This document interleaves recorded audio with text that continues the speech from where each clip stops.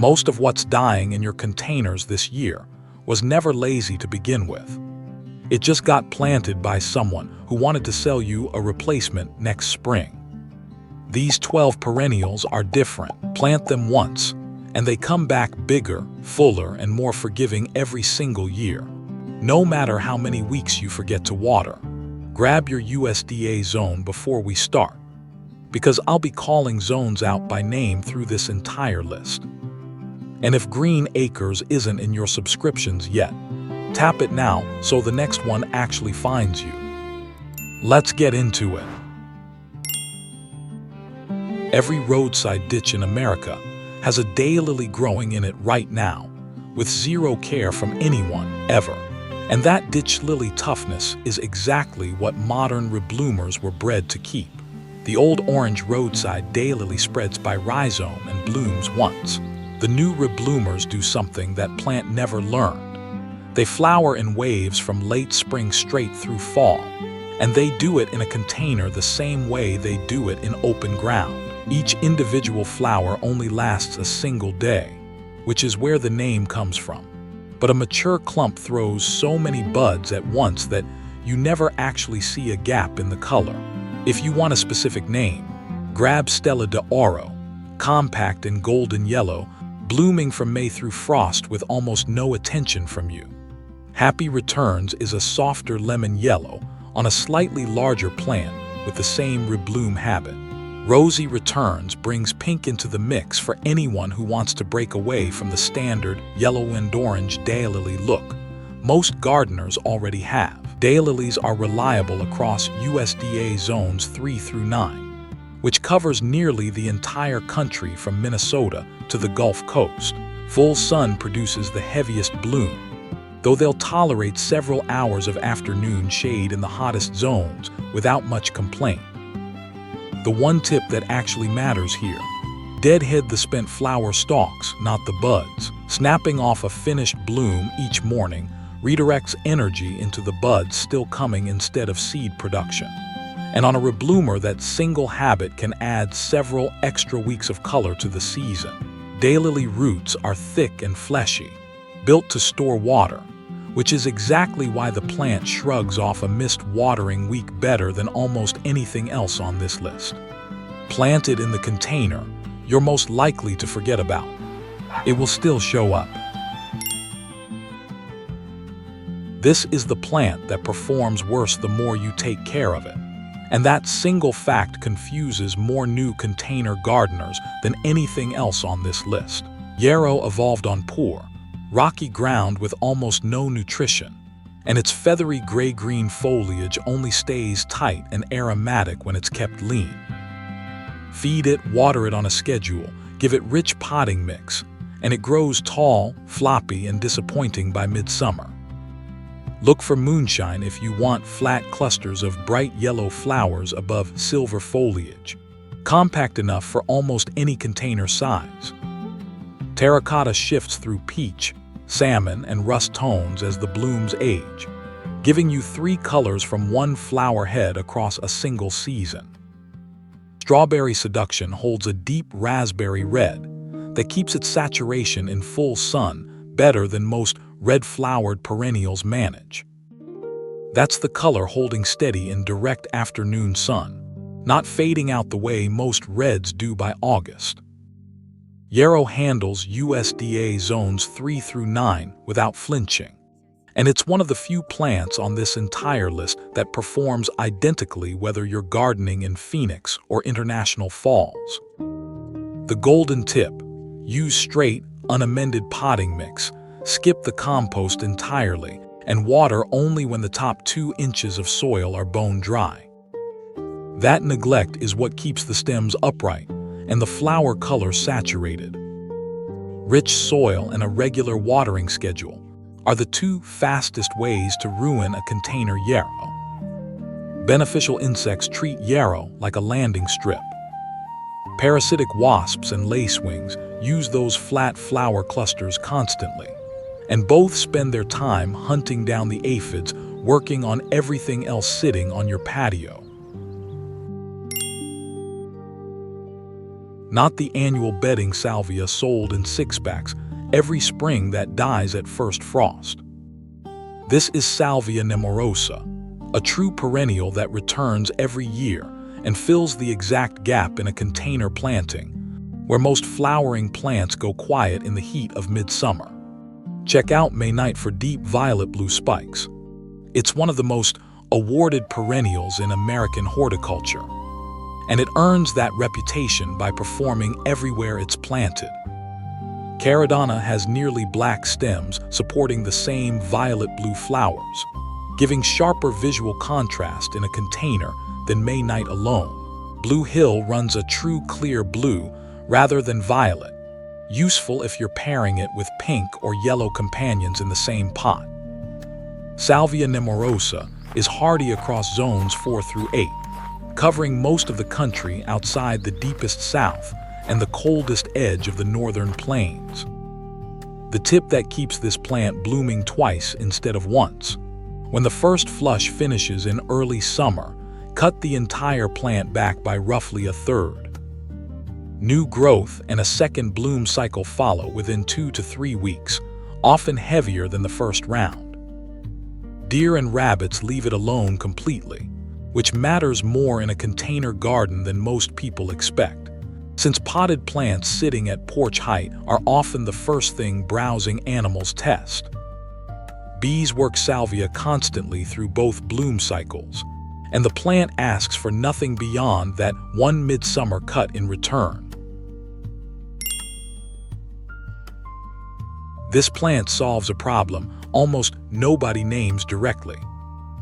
Most flowering perennials go bare and brown at the base by midsummer, leaving an unattractive gap underneath the blooms. Dianthus keeps a tight, evergreen blue-gray mat of foliage at the base all year, in every season, in every zone it grows in. The flowers are a bonus on top of foliage that's already doing the work. Firewitch is the one to grab first. It produces magenta-pink flowers with a clove scent strong enough to notice from several feet away, and it's one of the most awarded ground cover perennials sold in this country. Bath's pink is a softer, paler pink with the same evergreen mat and slightly better heat tolerance for southern gardeners. Fruit Punch series brings a wider color range, from cherry red to bicolor blooms, for anyone who wants more than the standard pink.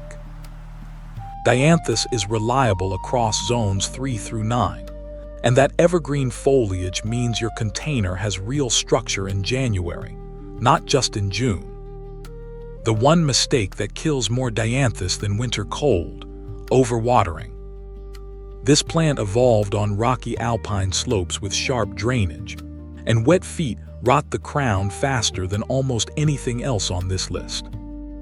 Water only when the soil has dried out completely, and never let a saucer sit underneath the pot. Cut spent flower stems back to the foliage mat after bloom, and a fresh flush often follows by late summer. Butterflies and moths are drawn specifically to that clove fragrance, and on a warm evening you'll see activity around it that most container plants never generate on their own. We're only 4 plants in, and the next one might be the hardest worker on this entire list if your patio turns into an oven by August. Let's get into it.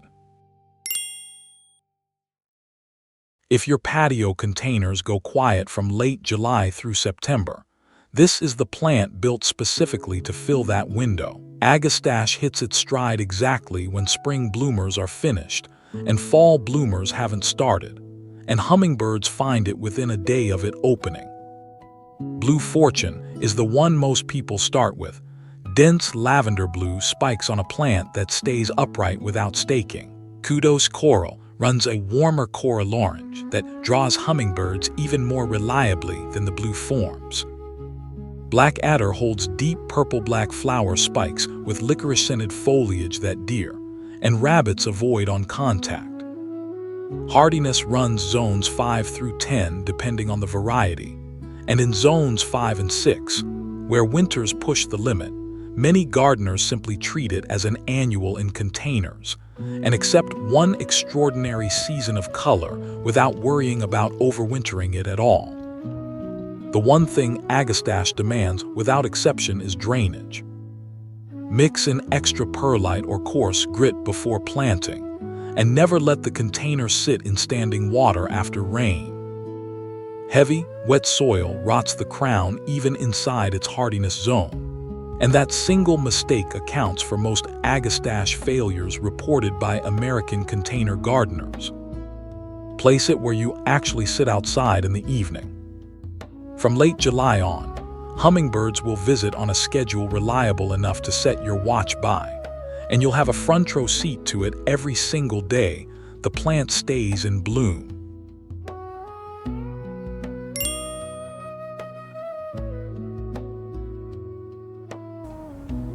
This is the plant that keeps working in your containers during the exact weeks when spring bulbs have finished and summer perennials haven't opened yet.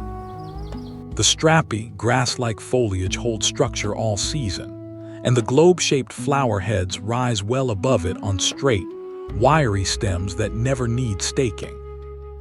Millennium is the standout name here. It produces rosy purple globes in midsummer and is one of the most awarded alliums in American gardening, thanks to that combination of bloom power and clean foliage that doesn't yellow and flop the way older allium varieties do. Summer beauty is slightly more compact with a longer bloom window, useful for smaller containers. Serendipity pairs blue-gray foliage with soft lavender flowers for a cooler color palette on a shadier porch. Allium is hardy across zones 4 through 8, reliable through hard winters without any protection whatsoever. The tip most gardeners never hear: unlike spring bulb alliums, these summer bloomers don't die back to nothing after flowering. The foliage stays presentable through fall, so you're not left staring at a bare pot once the blooms fade the way you would with tulips or daffodils.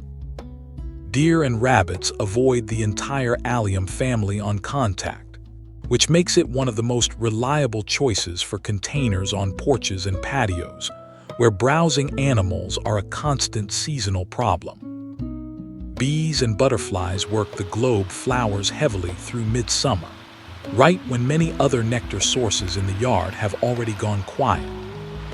If any of these already changed how you're thinking about that empty pot on your porch, drop your state and your USDA zone in the comments right now.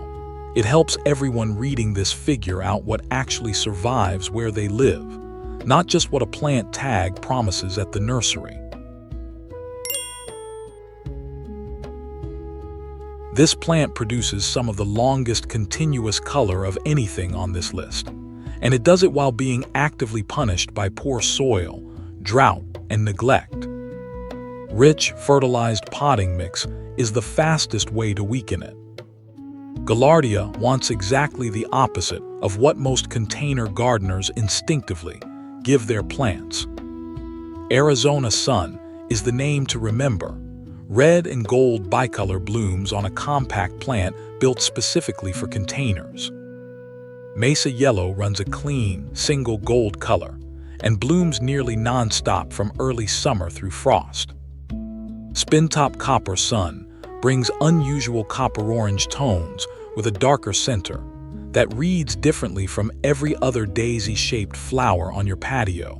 Gaillardia is hardy across zones 3 through 10, one of the widest ranges of anything covered today, and it performs in the punishing heat of the Southwest as reliably as it does across the northern plains. The care instruction here is almost insultingly simple. Water only when the soil is completely dry, skip fertilizer entirely, and deadhead the spent flowers every week or two to keep new buds coming. That's the whole list. Because Gaillardia is native to open prairie and coastal dune systems across North America, it supports native bee species that some imported ornamentals simply can't feed. A container of Gaillardia sitting on a hot, exposed balcony, where nothing else survives, is often the single best performing pot on the entire block.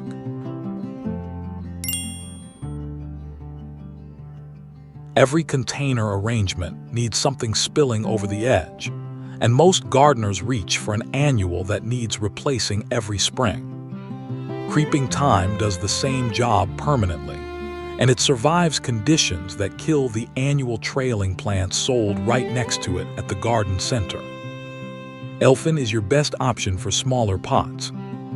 It forms a dense, tight mat only an inch tall, ideal where a more vigorous spreader would take over completely. Magic Carpet produces a heavier flush of magenta-pink flowers in early summer and spreads more aggressively over the rim of a container. Pink Chintz has a softer, paler pink bloom with a slightly fuzzy leaf texture that reads differently from the other two in a mixed planting. Creeping Thyme is hardy across zones 4 through 9, and the foliage stays evergreen or semi-evergreen through winter in most of that range, meaning your container isn't sitting bare in January. The habit that matters most here. This plant wants to be dry more than it wants to be watered. Let the soil dry out completely between waterings and resist the urge to fertilize it. Thyme-grown lean produces more flowers and a stronger fragrance than thyme-grown rich. It's fully edible, which most gardeners never think to use. Snip a few sprigs directly from a container planting for roasted vegetables or grilled meat, and the plant regrows the cut within days. A ground cover, a pollinator plant, and a working kitchen herb, all from one low-maintenance spiller. Most ferns ask you to keep the soil consistently moist, which is exactly the kind of attention a lazy container garden isn't built around. Autumn fern is the exception. Once established, it tolerates far more inconsistency than a typical fern, and it does something no other shade perennial on this list does. The new growth in spring emerges copper orange and bronze before shifting to deep green through summer, then rusting back toward that same copper tone again in fall. Brilliance is the variety to look for. It produces the most vivid coppery new growth available in the trade, and holds that color longer into the season than the straight species. Prolifica is more vigorous and slightly larger, useful for filling out a bigger container faster. Autumn fern is hardy across zones 5 through 9, and in zones 7 through 9 it stays evergreen through winter, giving you real structure in a shade container all 12 months of the year. The tip that matters most: don't cut the fronds back in fall the way you would with a typical perennial. Autumn fern holds its foliage through winter in warmer zones, and even where it does die back, leaving the old frond standing protects the crown through hard freezes. Place it anywhere on a porch or patio that gets filtered light or morning sun only. Direct afternoon sun scorches the fronds, but deep, dense shade slows that copper coloring down considerably. Bright shade is the exact spot this plant wants. Most container gardeners skip iris entirely because they assume it needs the kind of attention bearded iris demands: dividing, staking, constant deadheading. Siberian iris is a completely different plant. Once it's established in a container, it asks for almost nothing, and the grassy, upright foliage stays attractive from spring through frost, even when the plant isn't in bloom at all. Caesar's brother is the classic here: deep violet blue flowers on tall, elegant stems, and it's one of the most widely planted Siberian iris in American gardens for its sheer reliability. Butter and Sugar pairs pale yellow with white for a softer look.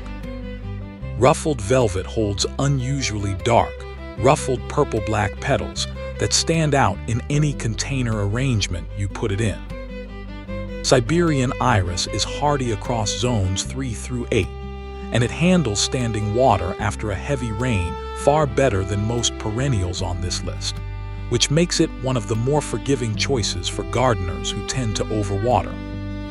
The one task this plant needs, and it's an infrequent one: Divide it only when the center of the clump starts thinning out, usually every 4 to 5 years.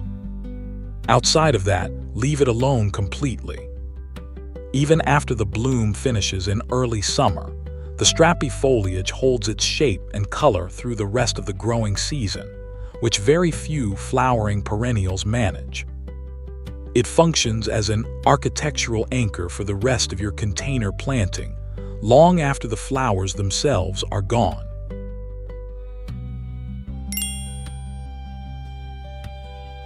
This plant evolved on windswept coastal cliffs where salt spray, poor sandy soil, and constant wind kill almost everything else, which makes it one of the single best choices for a container sitting on an exposed balcony, rooftop, or windy porch where other perennials on this list would struggle to establish.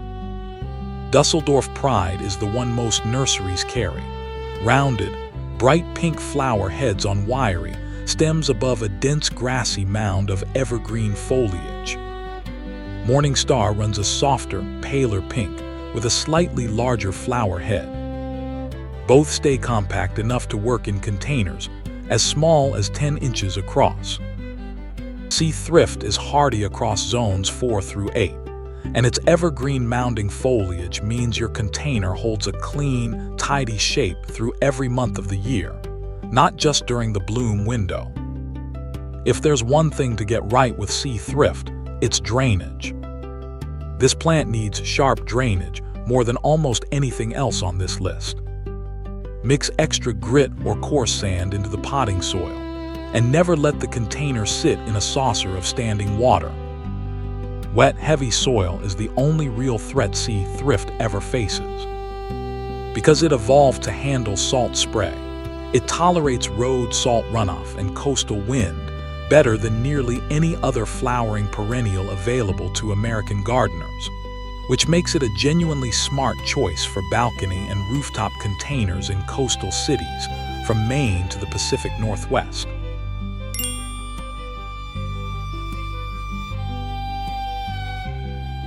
If you have a hot, sun-blasted balcony or patio where every other container plant on this list has struggled by July, this is the one built specifically for that exact spot.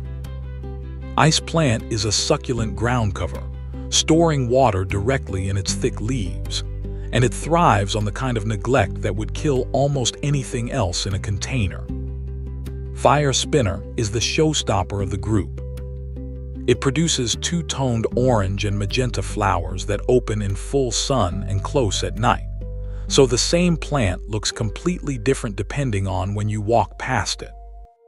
Table Mountain holds a clean, saturated purple that spreads into a tight, low mat. Kaboom runs bright yellow orange and blooms with a density that covers the foliage almost completely at peak season. Ice Plant is hardy across zones 5 through 9, depending on the variety, with some selections pushing reliably into zone 4 in a well-drained container set against a protected wall. This might be the easiest plant on the entire list to keep alive. Water only when the soil is bone dry, skip fertilizer completely, and give it the sunniest, hottest spot you have. Everything about this plant is built for exactly those conditions, and rich soil or regular watering only weakens it. Bees work Ice Plant heavily through the hottest part of the afternoon, when many other flowers have closed up or gone quiet in the heat, which makes it one of the more valuable late-day nectar sources you can put in a container. Quick container rules. Before we close out, 3 fast rules that decide whether any of these 12 actually make it through a full year in a pot, not just a full summer. Use a container at least 16 inches across. Anything smaller dries out too fast in summer and freezes solid in winter. Give every pot at least 3 drainage holes and never leave a saucer underneath. And once a year in early spring, pull the top 2 inches of soil out of every container and replace it with fresh compost. That's the entire annual maintenance list for everything on this video. 12 plants that come back every single year without asking you to babysit them. Drought-tolerant, freeze-hardy, and built to survive the exact kind of neglect that kills most container gardens by August. Tell me which one is going in your pots first, and drop your zone below so the rest of this community knows what actually holds up where you garden. If this saved you a trip back to the nursery next spring, subscribe to Green Acres. New zone-specific, no-filler videos go up every single week.